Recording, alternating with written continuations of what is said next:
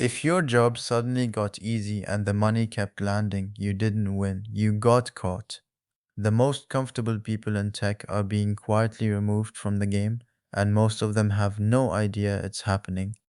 Somewhere in a big tech office right now, a senior engineer is pulling down over 400,000 a year to do almost nothing. He joins a couple of meetings, he leaves a few comments on a PR, he goes home early. His manager knows, the skip level knows. They've known for months, and nobody is going to do anything about it. This is not a glitch. It is not laziness slipping through the cracks. The industry has a name for it: rest and vest. And if it sounds like a dream, that's the point. Because what looks like a perk is actually one of the most effective retention mechanisms the industry has ever found. And the same machine that lets that engineer coast is quietly deciding how much of your own career you're allowed to keep. Start with the company's perspective because that's where the logic lives. A senior engineer 5 years deep is expensive to replace, not because of salary, because of everything that isn't written down: the context, the history of why the system is built the way it is, the relationships that get a decision unblocked in an afternoon instead of a quarter. Replacing that person doesn't cost one salary. It costs a year of the new hire being slower, plus recruiting overhead, plus the real risk the replacement is worse, plus the genuine chance the person you let walk ends up at a competitor rebuilding your advantage for them. So the company runs a cold calculation. Keeping an unproductive senior engineer is often cheaper than the disruption of losing them. Idle and retained beats active and gone. They're not paying for your output anymore. They're paying for your absence everywhere else. Now add in how they make sure you can't actually leave, because this is where the mechanisms pile up. They're not separate tricks, they're one strategy running through several different channels at once. The first is the vesting schedule. When you get an equity grant, you don't own it, you earn it over 4 years, backloaded, with a 1 year cliff up front. Leave on day 364 and you walk away with zero. The schedule is not an accounting convenience, it's a leash measured in years, and every month you stay, leaving costs a little more because there's always something just ahead that you haven't collected yet. The second is the refresher. Your first 4 year grant starts running dry around year 3. Companies know this creates a window where you might actually consider walking. So they hand you a new grant timed precisely so you're never standing on flat ground. There's always a new cliff ahead. This is the mechanism that breaks people without them noticing. You're not staying because the job is good. You're staying because leaving always costs you something that vests next quarter. The trap isn't one big wall. It's 1,000 small reasons to wait 3 more months on repeat until a decade is gone. Rest and vest itself is just what the whole system produces at the senior level. Once you're expensive enough and embedded enough, the company's incentive flips. They don't need you to grow, they need you to stay put. The hard projects flow to people they're still trying to motivate with promotions. You get left alone. It feels like you've finally arrived. What's actually happened is you've become a retained asset rather than a developing one. You're being maintained, not invested in. Then there's the leveling wall. Promotions above a certain band get quietly rationed. The criteria go vague. The bar drifts. You need more scope, more impact, more visibility. And every time you get close, the definition shifts. Often that's not your manager being dishonest. The budget for senior promotions is simply capped above them, and they're managing your expectations down so you don't get frustrated and leave. So you sit at the same level, doing less that actually stretches you, collecting equity, telling yourself the promotion is coming. If your company was acquired or you came in through a deal, the version looks slightly different. Retention packages and earnouts tied to staying 2 or 3 years. It gets framed as the acquirer valuing you. What they actually bought was a guarantee you wouldn't take what you know and go build something against them. You're not a new colleague. You're a neutralized threat on a vesting schedule. What all of these share, none work by force. Every single one works by making the next step out feel slightly more expensive than staying a few more months. There's a name the people who run these systems use without irony: golden handcuffs. The word handcuffs tells you they know exactly what they're building. The word golden explains why you don't fight it. A regular cage you claw at, a comfortable one you redecorate, and someone who genuinely believes they're being rewarded doesn't go looking for the exit. One more thing the industry would rather you not think about too hard. Most engineers assume non competes are what really seals them in. For engineers, that's mostly wrong.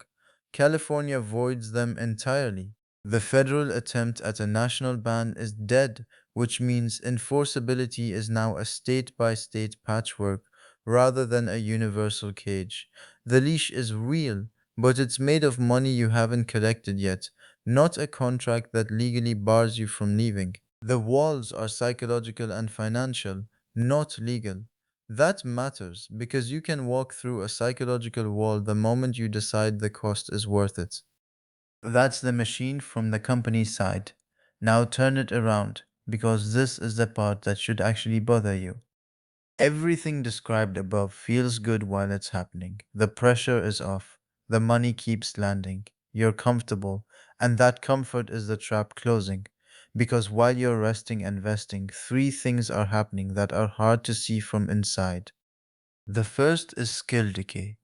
Engineering is not a static credential you earn once. The work you're not doing is the work that keeps you current. Every quarter you coast, the gap between what you can actually do and what your title claims you can do grows wider. You're being paid like an expert while slowly becoming an impersonation of one. When you finally go to interview somewhere, the market doesn't pay for your old peak. It pays for what you can demonstrate today. The second is that you become unpromotable and worse, unhireable at your own level. Sitting still doesn't preserve your value. When you do interview elsewhere, you're competing against people who spent those same years actually building things, and you have a resume that says senior with a brain that's been on standby. The longer the coast, the harder the landing. The third is layoff exposure, and this is the cruelest part of the whole thing. Idle senior headcount is the cleanest line item to cut. You're expensive, your output is invisible, and you don't have a project that screams indispensable. Tenure doesn't protect you. At some point, it makes you the obvious target.